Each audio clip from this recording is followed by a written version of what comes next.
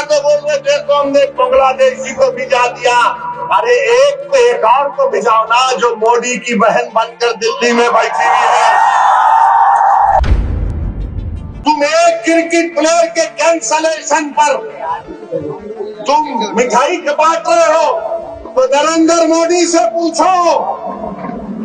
इस साल मोदी ने बांग्लादेश को 120 करोड़ रुपए दिए नहीं दिए, बताओ मेरे को। जलगांव के सुलेमान पठान खान को जिसके दोस्तों ने उसको मारा, उनको कफर किरदार तक पहुंचाने की बात करना अगर जुर्म है तो खुदा की कसम जब तक जिंदा रहूंगा जुर्म करता रहूंगा। पूरे बीजेपी वाले आज टीवी पर बाजा बजा रहे हैं, हमने एक प्लेयर को वापस कर दिया। अरे सुनो, तुम क्या सबको बेवकूफ बनाना चाहते हो? अगर बांग्लादेश में कोई हिंदू मरता है हम कंडेम करते हैं। बांग्लादेश हो या भारत हो, इंसान की जिंदगी इंसान होती है, हिंदू की भी जिंदगी होती है, मुसलमान की भी जिंदगी हो सकती है।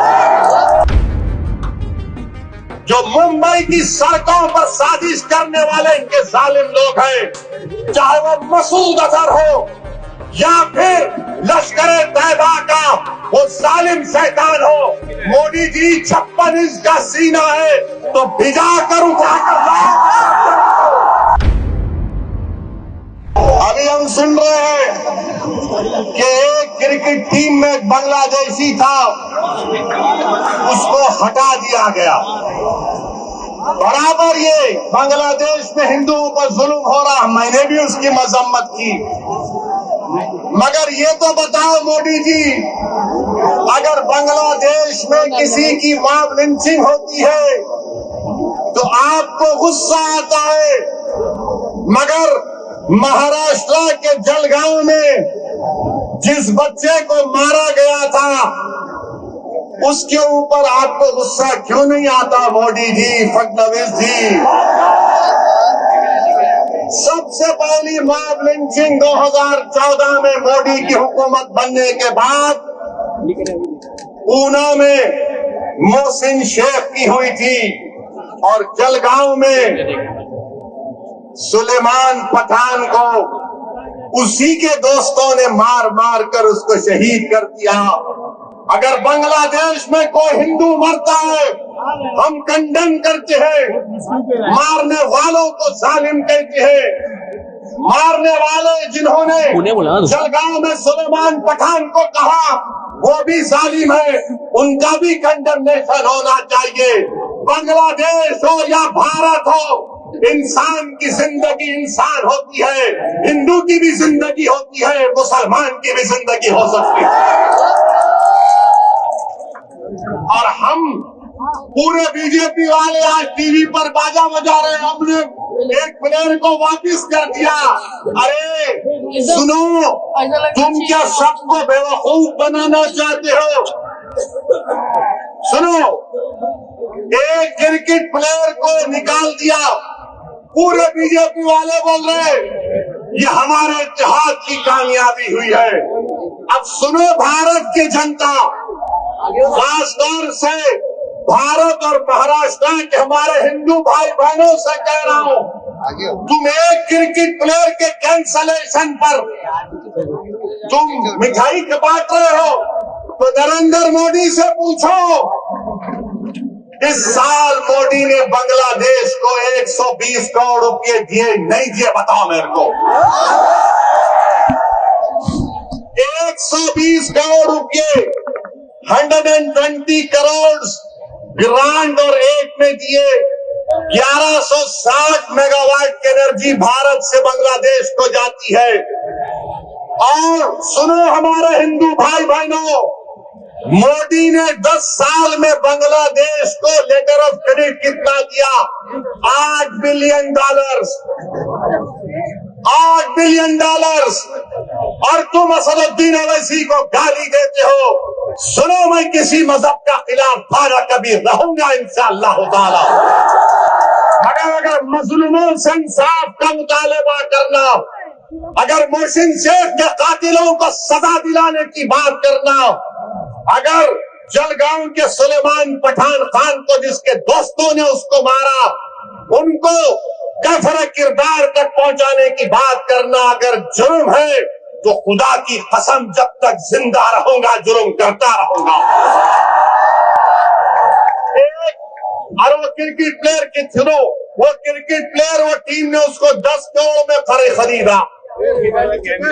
आपने बांग्लादेश को 120 करोड़ रुपए 2025 में दिए एड और ग्रांट में।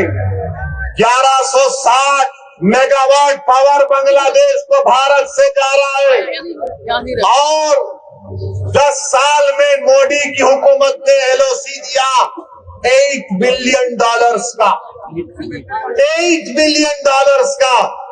और तुम नफरत करते हो मुसलमानों से।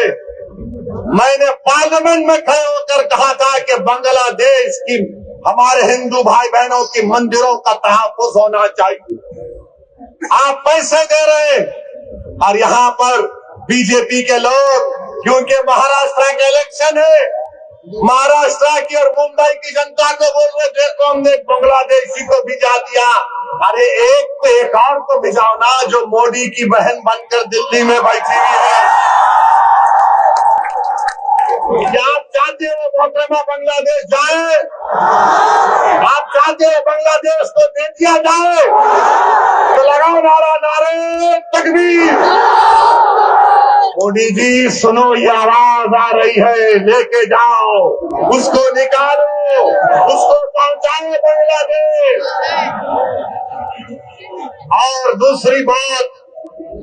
और दूसरी बात अभी खत्म नहीं हुआ मोदी के ऊपर। आज हमने देखा कि वेनेजुएला में ट्रंप ने अपनी फौज को भिजाकर वहां के एक जमहूरी तौर पर मुंतखबशुदा सदर को एक मुल्क से, उसी के मुल्क से उठाकर अमेरिका लेकर चले गए।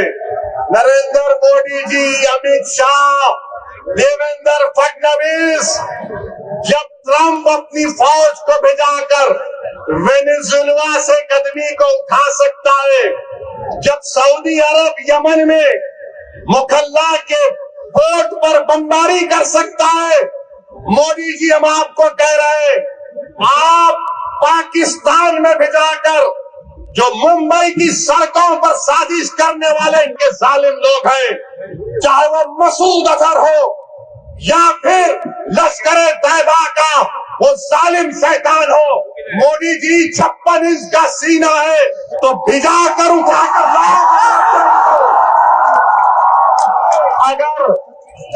अगर ट्रम्प कर सकता है तो क्या आप कम है? जब ट्रम्प कर सकता है तो आपको भी करना पड़ेगा, क्योंकि मोदी ने कहा था अब की बार ट्रम्प सरकार